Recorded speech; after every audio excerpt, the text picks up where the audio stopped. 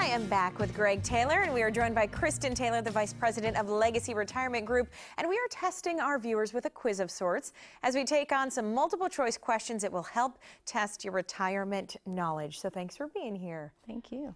All right, this first question, we'll toss this one to you, Kristen. Which one of these people is in the financial red zone? Multiple choice, so we've got A, B, C, and D. First, an 85-year-old whose only income is his Social Security. Second, a 59-year-old who plans to retire at 64. C is a widow who lost her husband at 35. And D is a worker whose employer does not match his 401k contributions. Well, the retirement red zone is when you're reaching that 5-year mark before retirement, when you're just 5 years out. So B is going to be the answer there. And it's important because if you set a goal to retire 5 years from now, wouldn't you want to meet that goal, keep that goal, not have to extend it out 5, 10 more years due to market losses? Right. So that's why that area of time, that 5-year span, is critical in planning.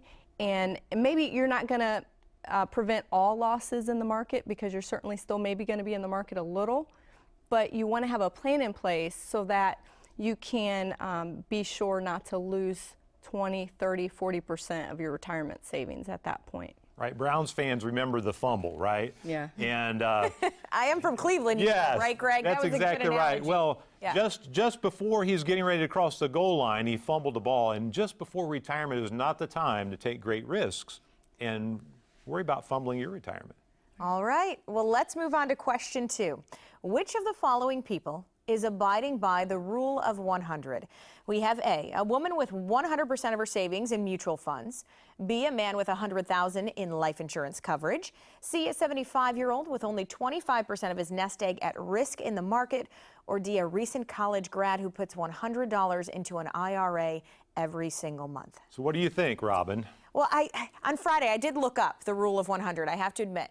And I am going to go with D. Is that right? Or am I wrong?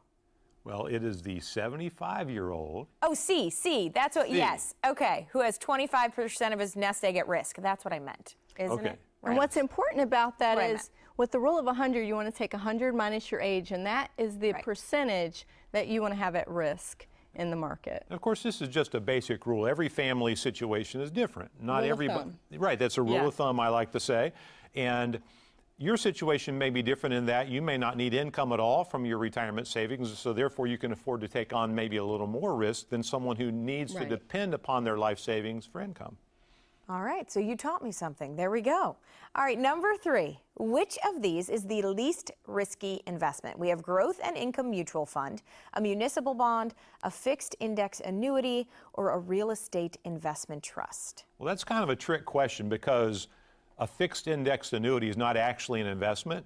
It's actually through an insurance company where 0 is your floor. And that's what makes it the least risky, because there's no risk of loss due to market volatility. Right. So so what you do is you link to an index, say such as the S&P 500. If the S&P 500 goes up, you receive a gain. If it goes down, you receive a 0. So there is some risk of not gaining anything in a year, but no risk of losing your principal if the market drops. So therefore, it's less risky than any of the other things that were listed. And another important thing to note is there's different types of risk. And we go over that with our clients, and our wealth manager sits down with our clients as well. And really, we look at individual situations to see what fits. He kind of alluded to that a little bit there. And so different people can afford to take different types of risk. Absolutely. Always good to have kind of a safety net, which you guys make sure that they have, so there isn't any giant unknowns as they head into retirement. Right. That's right. All right, question 4. Which of these is the biggest risk facing retired women?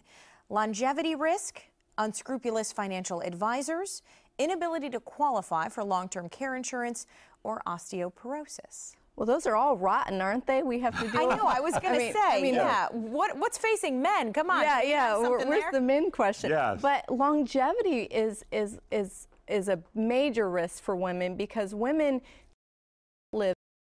Therefore, there's more risk in going to nursing homes and having to account for lost income. A lot of times women, you're having a child here soon, and I've had children, we take time off to care for those children, whether it be a year or multiple years. It still makes less money available for retirement years, and so that longevity really plays a big factor into that's women. right, because it could be 30 to 40 years of retirement and producing, you know, your own paycheck, so to speak, to make up for your lifestyle needs. And if your money is going up and down like this, and you're taking a lot of risk with it, you do run the risk of running out of money before you run out of time, and that'd be horrible. And I know I'm going to outlive him. Yeah, absolutely. We hope. No, we don't. We don't. Okay, let's get to really quickly. We have an offer for our daytime viewers as well. We do, because a lot of people right now have been stressed out. Things are up, they're down. You know, one day you think your account's going to fall apart. The next day you think things are going to be great. So we have the book Stress-Free Retirement by our friend Patrick Kelly. It's a best-selling book. It's a strategy so that you're not stressed out for your retirement. Right. So if you'll call in, we'll send you a complimentary copy. All right, perfect. And remember, if you want to review any past segments from Legacy Retirement Group, NBC4i.com/daytime. Just click there where it says Ohio's Retirement Coach.